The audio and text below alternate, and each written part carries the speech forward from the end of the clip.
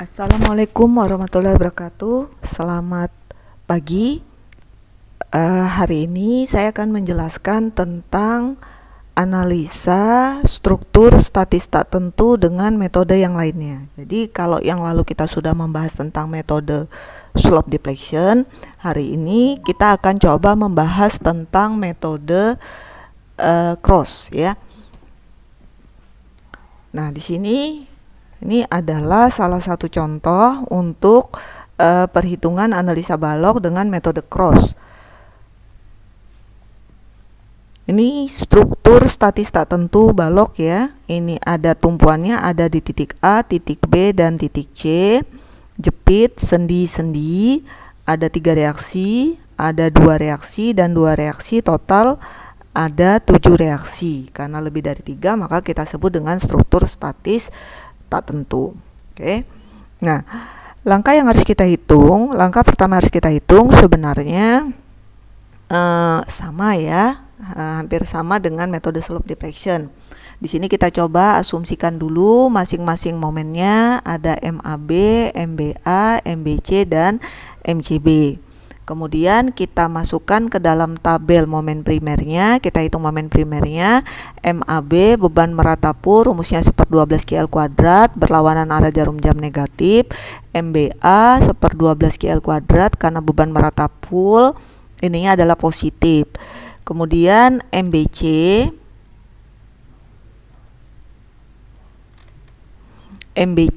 karena bebannya adalah beban terpusat 1/8 PL, negatif berlawanan arah jarum jam, positif karena searah jarum jam. Oke.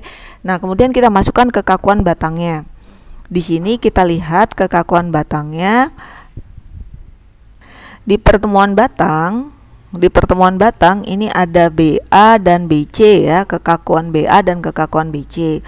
Kenapa 4 EI per L? Karena ini adalah jepit ya. Jadi BA ini akan bertemu dengan tumpuan jepit sehingga 4 EI per L. Kenapa BC ini 3? Karena ini adalah tumpuannya sendi ya. Jadi pada saat kita menghitung kekakuan batang, kita lihat tumpuannya. Kalau jepit nanti 4 EI per L, kalau sendi berarti 3 EI per L. Kenapa dikalikan 2? Karena memang kekakuannya bukan cuma EI di sini, adalah 2 EI, sehingga 4 kali 2 EI per L adalah 10. Seperti itu ya. Kemudian faktor distribusi. Faktor distribusi FDA,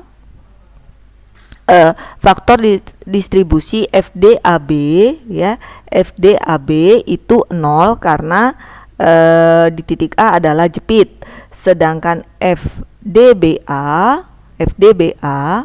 adalah kekakuan BA 0,8 EI dibagi total kekakuan BA dan BC ya. BA dan BC di sini, sehingga dibagi 0,8 EI ditambah 0,25 EI.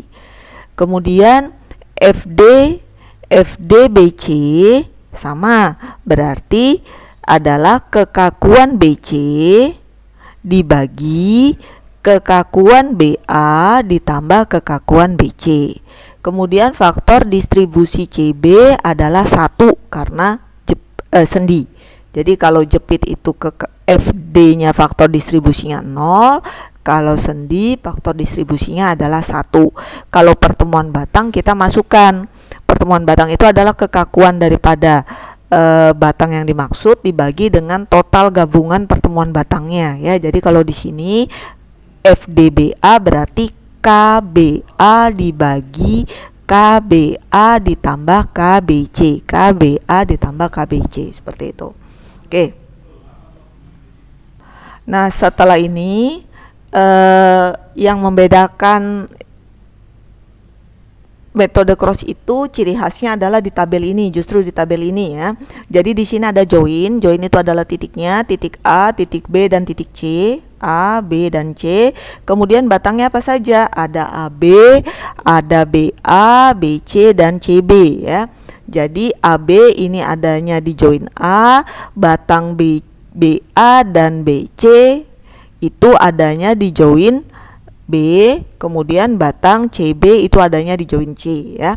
Kemudian momennya ada MAB, nanti kita punya MAB, MBA, MBC dan MCB. Koefisien ini adalah yang ini tadi. Nah, ini ya, faktor distribusi ini 0, MAB-nya 0, kemudian ininya 0,76, 0,24 dan 1 ya.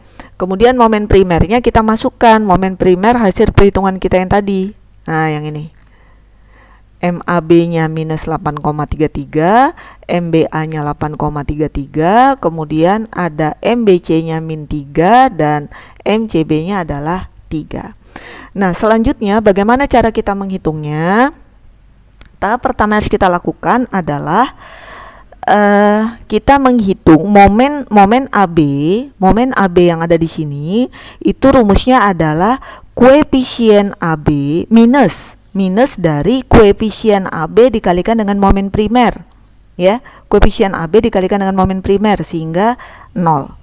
Sekarang kalau kita menghitung MBA, karena ini merupakan merupakan gabungan ya, momennya ada MB pertemuan batang ya, karena merupakan pertemuan batang ada MBA dan MBC, berarti rumusnya nanti minus koefisien BA dikali ini tambah ini, MBA ditambah MBC. Berbeda ya dengan MAB ya. MAB karena dia bukan merupakan pertemuan batang, kita cukup mengalihkan koefisien dengan momen primer ini saja, ketemu 0. Tapi karena di titik B, MBA dan MBC ini sama-sama berada di titik B ya, sama-sama berada pada join B atau pertemuan batang, sehingga momen yang akan kita masukkan di sini berapa? Caranya adalah minus koefisien BA dikali ini tambah ini. Kemudian yang ini minus 1,28 ini dari mana? Dari minus 0,24 dikali ini tambah ini, masukkan ke sini. Nah, kemudian MCB yang ini caranya gimana? Caranya adalah minus koefisien dikalikan dengan 3 ya, sama dengan yang ini tadi, minus koefisien dikalikan dengan minus 8,33. Jelas? Oke, setelah kita masukkan ke sini, nah ini kita distribusikan. Cara mendistribusikannya gimana? Kalikan dengan 0 ya. AB ini kan berseberangan dengan BA ya, berarti 0 dikalikan dengan setengah, 0 dikalikan dengan setengah 0. Kemudian BA itu kan berseberangan dengan AB, sehingga minus 4,05 dikalikan dengan setengah minus 0,23. Ini pun juga demikian, BC dan CB ini dikalikan dengan setengah, yang ini kalikan dengan setengah. Oke. Nah, kita lanjutkan lagi. Itu tahapan ini akan terus berulang. Jadi setelah tahap ini kembali lagi ke tahap yang ini tadi. Ya, bagaimana caranya? Ini dikalikan dengan ini. Minus 0 dikalikan dengan min 0,23 adalah ini. Minus 0,76 dikali 0 ditambah min 1,5, ketemu ini. Ya. Kemudian minus 0,24 dikali 0 ditambah min 1,05, ketemu ini. Minus 1 dikalikan dengan min 0,64, ketemu ini ya. Setelah itu kembali lagi ke tahap yang ini tadi, tahap yang kedua. Ini dikalikan dengan setengah, ini dikalikan dengan setengahnya, ini dikalikan dengan setengahnya, ini dikalikan dengan setengahnya, masuk ke sini ya. Kemudian lanjut lagi, ulang lagi tahap yang pertama. Ini minus 0 dikalikan 0,57, minus 0,76 dikalikan 0 ditambah 0,32, ketemunya ini. Minus 0,24 dikalikan 0 plus 0,32, minus 1 dikalikan dengan 0,18. Terus ya, jadi tahapan ini sebenarnya hanya mengulang sampai kapan kita mengulang? Kita mengulang sampai kita mendapatkan angka terakhir adalah 0. Pada saat angka itu sudah 0, berarti tabel distribusi momen itu berhenti sudah selesai gitu. Terus momen akhirnya berapa? Momen akhirnya adalah kita jumlahkan ini semua. Minus 8,33 tambah 0 dikurang 0,2 dikurang 2,03 ditambah 0 ditambah 0,57 ditambah 0 dikurang 0,12 ditambah 0 ditambah 0,03 ditambah 0,0 dikurang 0,01 ditambah 0, hasilnya adalah sekian ya. Sampai dengan hasilnya ketemu seperti ini. Nah, kemudian setelah itu baru kita masuk ke free body diagram ya. Free body diagram kita gambar dulu bebannya seperti ini. Kemudian kita gambar momennya, masing-masing momennya minus 9,88 plus 5,23 min 5,23 dan sini 0. Akibat beban terpusat ini dua-duanya ke atas. Masing-masing besarnya adalah Q besar kalikan dengan jarak seberangnya dibagi jarak seluruhnya. Ini ke bawah ya, besarnya adalah ini per L. Ini ke atas lawannya. Nah, karena ini ke bawah, yang di sebelah sini ke bawah, ini ke atas. Besarnya adalah M per L. Demikian juga dengan batang BC ya. Batang BC akibat P dua-duanya ke atas. P dikalikan dengan jarak seberangnya 6 dibagi dengan 12. 2 atau P dikalikan dengan jarak seberangnya 6 dibagi 12. Yang di sini ada momen ke bawah, yang ini ke bawah, ini ke atas. Besarnya adalah M per L. Ketemu hasilnya seperti ini. Dari momen primer ini, dari free body ini kita bisa menghitung besarnya M di titik D ya. M di titik D kita bisa hitung ini adalah 1,436 kalikan dengan jaraknya adalah 6 dikurang 5,23, ini 6 ya, dikalikan dengan 5,23, maka akan kita dapatkan mendapatkan nilai D-nya. Ini keliru nih.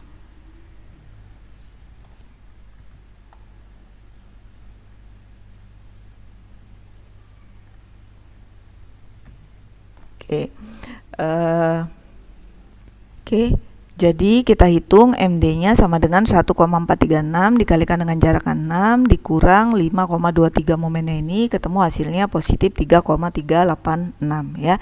Baru kita hitung momen maksimumnya daerah sini, yaitu 5,465 X min setengah QX kuadrat dikurangkan dengan momen ini 9,88. Maka kita memperoleh nilai X-nya 5,465 dan besar momen maksimumnya adalah 5,053. Kita lanjut ke perhitungan gaya lintang ya. Gaya lintang kita coba dari batang AB, ada DA kiri, DA kanan, DB kiri dan DB kanan dengan persamaan seperti ini ya, dengan perjanjian tanda ke atas positif, ke bawah negatif, sehingga kita memperoleh nilainya seperti ini. Kemudian masih ingat juga untuk batang DC dengan cara yang sama ya, DB kiri, DB kanan, DD kiri, DD kanan, DC kiri dan DC kanan. Kemudian kita masukkan gaya normalnya. Kebetulan di sini tidak ada gaya yang bekerja pada gaya horizontal yang bekerja, sehingga NAB dan NBC sama dengan 0. Kemudian kita gambar MDN-nya. Maaf ini salah ya, ini positif tadi 3,8 berapa, jadi gambarnya nanti harusnya ke bawah begini. Nah, oke.